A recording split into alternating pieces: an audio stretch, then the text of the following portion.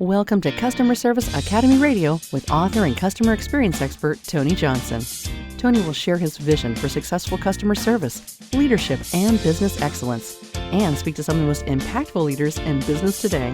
And now, here's Tony Johnson. Hello, everybody. Customer Service Academy is on the air. I'm Tony Johnson, your customer experience speaker, consultant, and trainer. Today's episode coming to you courtesy of Ignite Your Service Training and Consulting and 4XI Global Consulting and Solutions. Truly better together. So folks, we still have the most amazing summits coming up into the fall and into the winter. Head on over to igniteyourservice.com/summits and check out all the great events we're going to have going on in Tampa, Orlando, and Lakeland, Florida, coming into the fall, winter, and spring. Check it out today, sign up, and get those updates.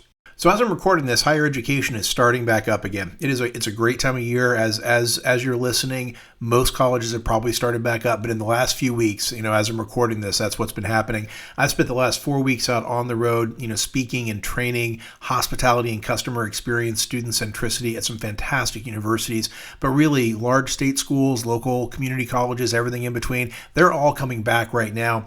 And what a great chance to reinvent that experience. And that's what I always think about this time of year. I spent a lot of years in higher education, and I always think that's the key thing, is thinking about how you can create that sense of belonging and community, how you can make folks feel welcomed as they come in, particularly freshmen who are away from home for the first time, that kind of thing. There's a huge responsibility to create that culture and that campus experience that makes people feel like, yeah, I'm glad I'm here.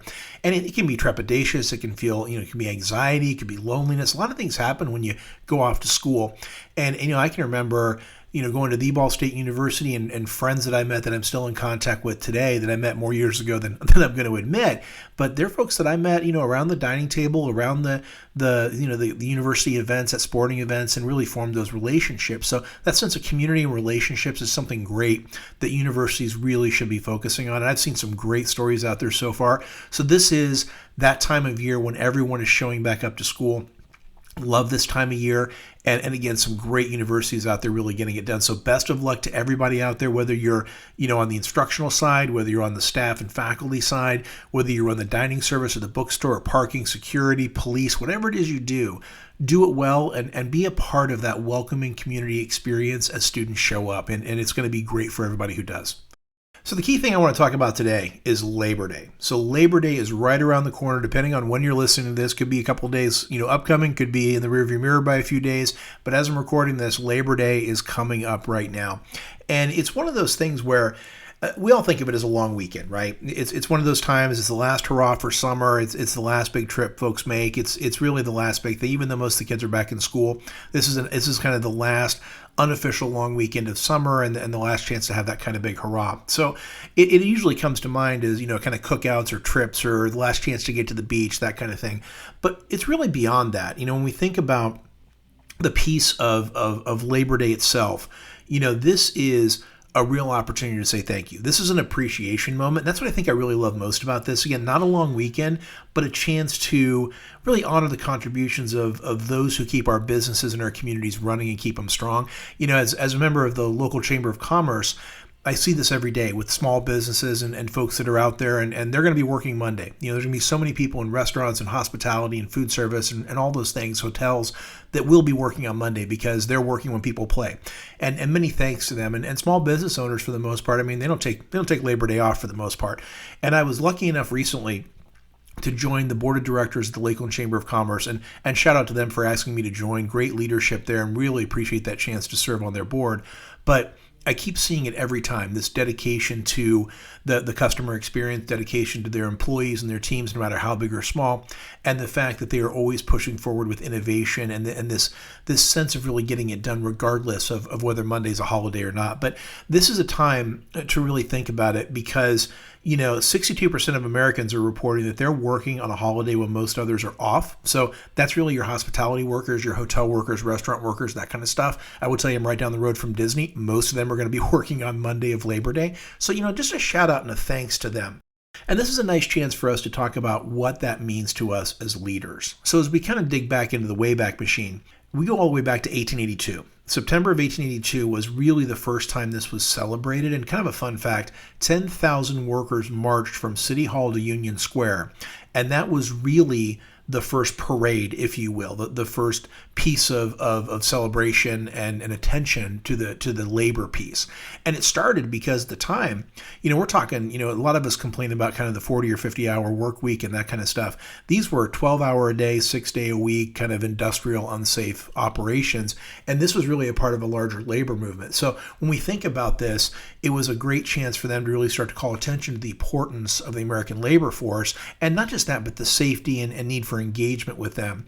And then we fast forward to 1894, and President Grover Cleveland signed it into law. So now it's a federal holiday, in 1894. So really took, over a decade to get it to the point where it was, kind of a demonstration and then moving into actually being a holiday. And now we think of it as beaches and cookouts and maybe going to Disney and that kind of thing. But it does have a fairly robust background. So if we think about it now and what it is, it's really that celebration. It's the celebration of the American workforce, and it honors not just the past, but the ongoing contribution of folks in every field. And it's a great chance to say thank you. So, it's thinking about that idea of workplace flexibility. It's thinking about that idea of safety, which never goes out of style. And it's thinking about creating that idea of belonging in the workplace, that welcoming workplace experience, creating that workplace of the future where people want to be. And I think that's a really important piece, because as we think about this, Labor Day is really a great chance to think about how can we continue to create workplaces that are magnetized and bring people in and create a place where people really want to be, not where they have to be, and where they're going to actually stay. So the first thing that I want you to think about as a leader, and the nice part about what we're going to talk about today, doesn't matter whether you've got 2 people or 2,000 people or 200,000 people on your workforce. These are all very scalable solutions to really drive this employee experience, this team engagement, if you will. And it starts with this idea of respect. So when we do the leadership training, a big part of what we talk about is this idea of respect. Respect for customers, respect for each other, respect for your teams, really driving that forward. And respect is that foundation, because really it's kind of like safety. Without it, everything kind of falls apart. So employees who feel respected, they just show up differently. They just do. They bring more energy, more empathy, more effort. SHRM actually reports that 65% of employees say respectful treatment is the number one factor in their job satisfaction. That's a huge stat to really think about.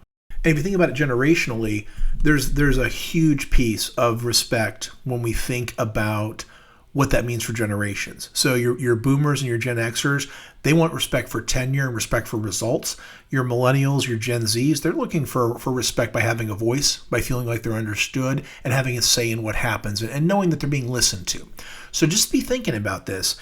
And so as a leader, when you think about modeling this every day, it's not just about knowing your team's name, it's about using it. It's about knowing their story and what's important. It's about getting to know them beyond the daily work and what matters to them. It's about understanding how they like to be recognized, about understanding a little bit about their families and what they like to do for fun. It's about understanding what flexibility means for them and scheduling and things like that. Not everybody can be remote, but people love that idea. But thinking about how do you translate that into flexible work for them so that they are indeed able to say, yes, they're willing to work with me. Yes, they understand what I'm looking for. Yes, they understand what I'm looking to do in my career, whether I'm happy where I am or I want to grow and develop and move on. All of those pieces. And then listening to them when they bring those great ideas, and giving them those opportunities to share input. You had to know this second piece was coming. All about recognition. My point of view on this, folks. If you listen for any amount of time, what you recognize will get repeated. And if you think about it, recognition is one of those things. It's not just Labor Day. It's not just on Labor Day when we thank our teams. It's every day. It's understanding that great recognition does not have to be expensive, nor does it have to be complicated. Genuine thank yous in the moment, public shout outs during meetings, if that's how your team likes to be recognized, and getting a peer-to-peer recognition piece set up, or even a client to employee or customer to employee recognition system. Those are very cool too. And just building that culture where anybody can recognize anybody at any time, and just getting that great energy going around. People love that stuff. And considering that the very best recognition is personalized, it's authentic, it's specific, and it's timely. If you can hit those 4 pieces, you are going to absolutely drive fantastic recognition. And just think about this generationally, because I love to continue to bring this around, because as we look at the workplace of the future, as we look at what the future of work looks like, this is a time when we're celebrating differences, and we're also understanding that as leaders, that situational leadership we apply to different people and how they like to be led is really going to be part and parcel of getting folks to want to stay longer, do more, and be a part of the organization for as long as we can keep them there. And so if you think about it, your Gen Zs and your millennials are craving kind of that more frequent real-time feedback. And that's awesome. It's a great chance to have those conversations and equate what's happening to what the results were, why it mattered, and why we should continue to do it. So again, continuing to drive that why. And so those are really important things. And also just people who are recognized more, they're close to 5 times more likely to be engaged. And as we continue to do the math on this, when I was with Gallup in Orlando, a few months ago, we're getting into the billions of dollars of what, disengaged or low productivity workers are costing the American, workforce right now. What it's costing U.S. businesses is in the billions from actively disengaged workers. And as we continue to think about what it means to invest, so team members, it's not a static moment anymore. Folks are really looking for that investment in their future. So thinking about how can you help your team grow? And that can mean so many different things, but knowing that your teams want more than a paycheck. Your teams want a pathway in most cases. And so understanding what that means, understanding what each individual is looking to do, but so that they also know as a team member, there are opportunities for me to grow. There are opportunities out there for me to learn. There are opportunities out there for me to try new things and to understand what my career path looks like. That's why these one-on-one meetings that you're having with your team, that's why these sessions about understanding what the pathing looks like, that's why succession planning is so important. But if you can understand what your team wants and help them understand what the path could look like, that's sort of a match made in heaven, because then you can really start to connect that to development and learning and training opportunities that will start to fuel that. But if you don't know what your team wants to do, and if they don't know what the possibilities are for the future, it's hard to make that connection with the training and development opportunities. So you've got to make sure that you're really tuned in. And at the same time, you've got to be looking around the corner. What are you going to need, not next quarter, not even next year, but what are you going to be needing in the next 3 to 5 years, and start training up folks for that, this upskilling piece. Now, you're going to also be thinking, especially with stuff like AI and things like that, these are not long-term upskilling opportunities. These are things you needed to do yesterday. So understanding how you get folks, tuned up and trained up for the very near future, especially if you've got to pivot quickly, but then looking also around the corner so that the next AI doesn't hit us right in the forehead and we're not ready for it. So it's really a kind of a two-pronged approach. What's kind of that short-term, that mid-term, and that long-term development strategy that can give people a path to growth. And so often I hear folks say, well, we spend all this time training people and they leave. Yeah, I hear you. It happens. But the worst thing could happen that's even worse than that is what if you don't train them and they stay? That is an even worse place to be if you think about it. So that is something that you've really got to be looking at, because this whole upskilling piece, this path to development, that is a core fundamental piece to engaging your team members, to really showing that you appreciate and that you've thought of them, but also a way to, to engage them and get them to be more productive and more engaged in the business every day. So as we think about the safety piece as a part of this growth and safety, it's important to note that it still matters. It's a foundational piece that you've got to take care of, this occupational and type of safety, the slips, trips, and things like that. They're really important. Now, it really sounds boring. It really sounds boring to talk about. So if you're in the middle of a snooze fest now, I get it.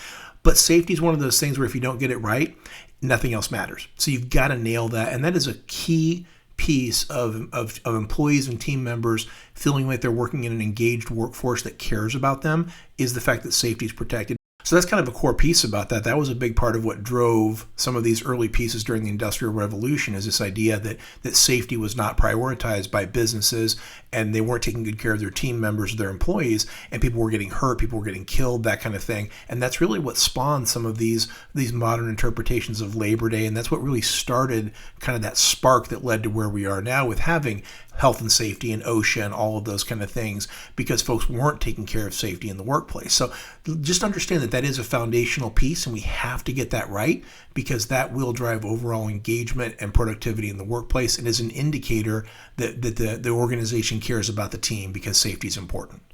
So now let's talk about communicating this. So that's one of the things I hear over and over again as I'm out working with organizations is that, my boss doesn't communicate with me. I don't know what's going on. They're a terrible communicator. I hear it over and over again. And it always hits Gallup's top 3 about what employees want is better communication. And so really, it's more than just information. As we talked about before, it's about that why behind the work. So they want to understand why their role matters to the organization. Why are changes being made when there's a big change effort? Why should they do their job to the best that they can? And why should they worry about upskilling and improving their skills? These are all things they want to understand. And the more you can, really bridge that communication as a leader, the more you can bring them along, right? It's that understanding how your team wants to be communicated with, and then doing everything you can to make things as crystal clear as possible, because honestly, nothing good happens inside of ambiguity. You don't want opaqueness when it comes to driving the employee experience, which will drive the customer experience. So you just don't want that. So you want to be crystal clear. So those are some common pitfalls when I think about it. I hear so many people sharing the what and the how, but not necessarily the why.